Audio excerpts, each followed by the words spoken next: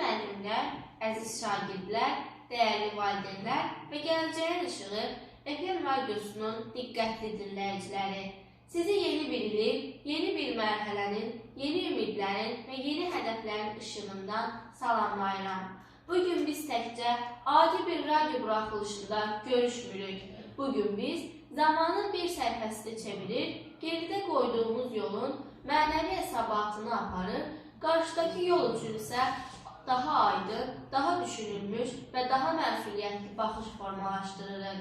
5 yanvar 2026-cı il tarixində Məktəb Radiosu qaldığı yerdən eyni ruh yüksəkliyi, eyni məsuliyyət və eyni inamla fəaliyyətini davam etdirir və 377-ci buraxılış ilə efirdədir. Bu efir dalğasında səslənən hər bir fikir, hər bir cümlə və hər bir mesaj təkcə söz olaraq deyil, düşüncə olaraq, mövqe olaraq və gələcəyə yönəlmiş bir çağırış kimi qəbul edilməlidir.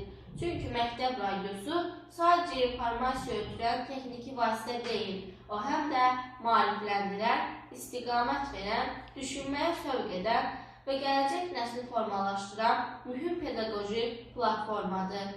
Bu buraxılışın mövzusunu yeni ildə, təhsildə, davamlı inkişaf və gələcəyə məsuliyyətli baxış adlandırmaq istərdim.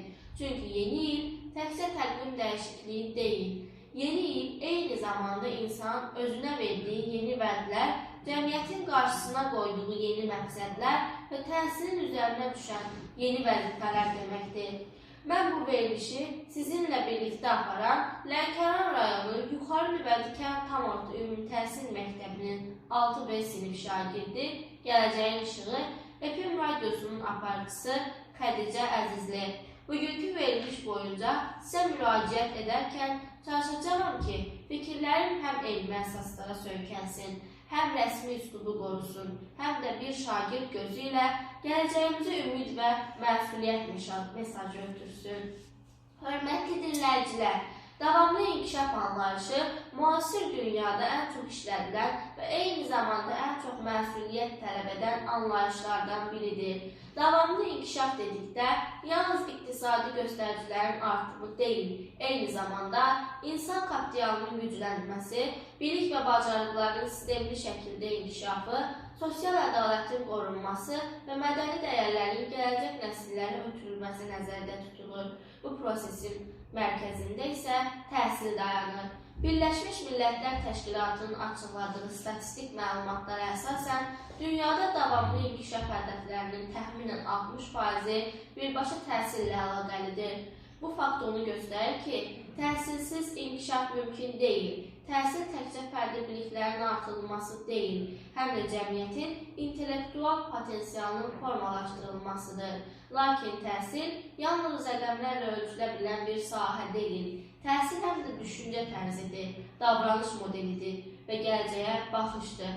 Məhz bu baxımdan məktəb mühiti şagirdin şəxsiyyət kimi formalaşdırılmasında həlledici rol oynayır. Məktəb yalnız bilik verilən məkan deyil. Eyni əziz dinləyicilər, yeni ilin ilk buraxılışında bu mövzunu seçməyimizin əsas səbəblərindən biri də odur ki, hər bir yeni il insanın özünü yenidən qiymətləndirilməsi üçün fürsət yaradır.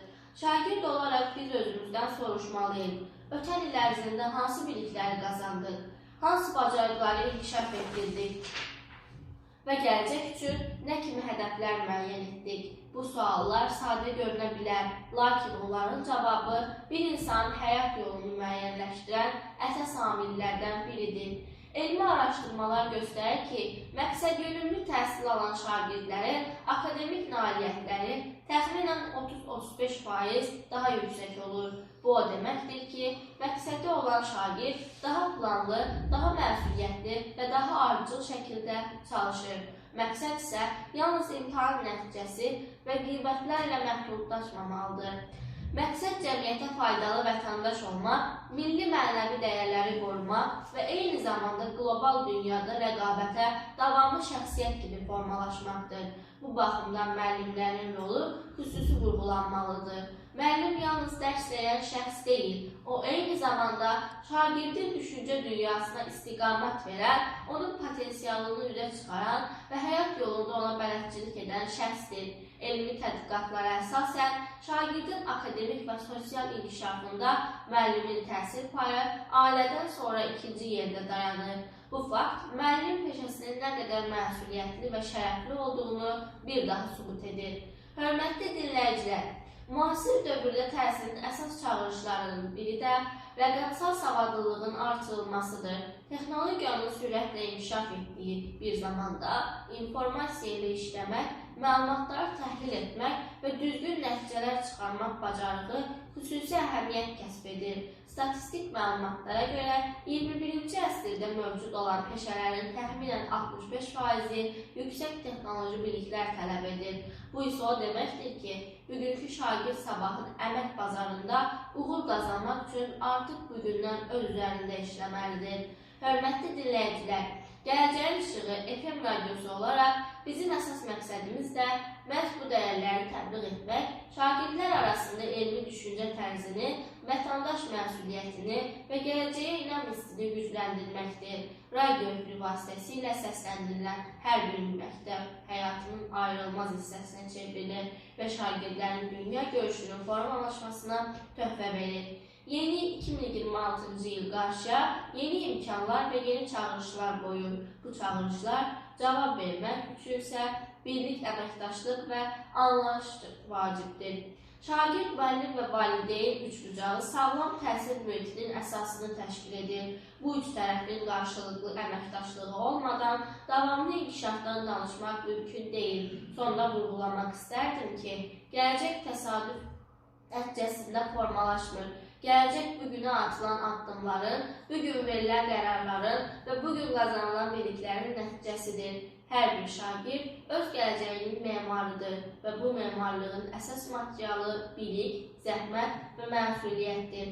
Sizi yeni uğurlara, yeni biliklərə və daha parlaq gələcəyə doğru səsləyərək efirdə görüşənədək hər birinizə sağlamlıq, əzmkarlıq və daha inkişaf arzulayıram. Diqqətinizə görə təşəkkür edirəm.